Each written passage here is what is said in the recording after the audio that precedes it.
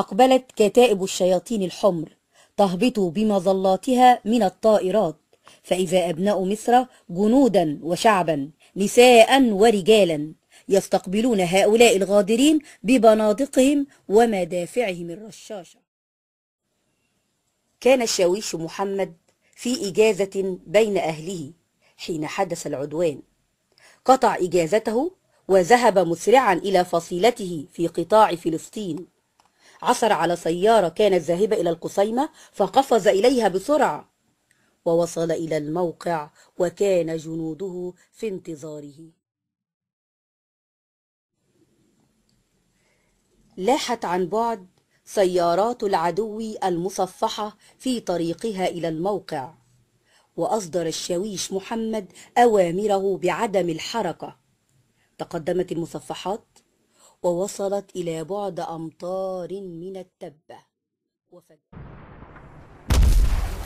وفجأة أصدر الشاويش محمد أمره بالضرب، وانطلقت كل مدافع الموقع صوب مصفحات العدو، واشتعلت النيران في سيارتين منها وانسحبت بقيتها.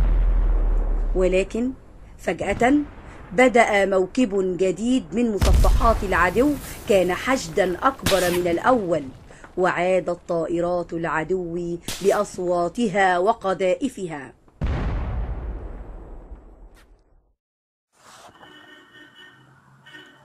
أقبل الإنجليز نحو مكتب البرق في بورسعيد ليستولوا عليه وليقطعوا البقية الباقية من سبل المواصلات التي تربط بين القاهرة وبورسعيد.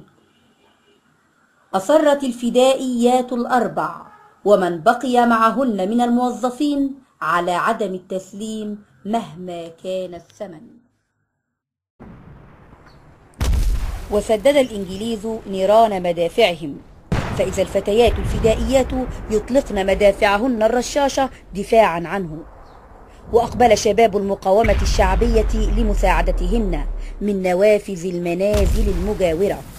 لجأ الإنجليز للمكر فرفعوا الراية البيضاء فوق المكتب ليوهموا رجال المقاومة الشعبية أن الفتيات قد استسلمن.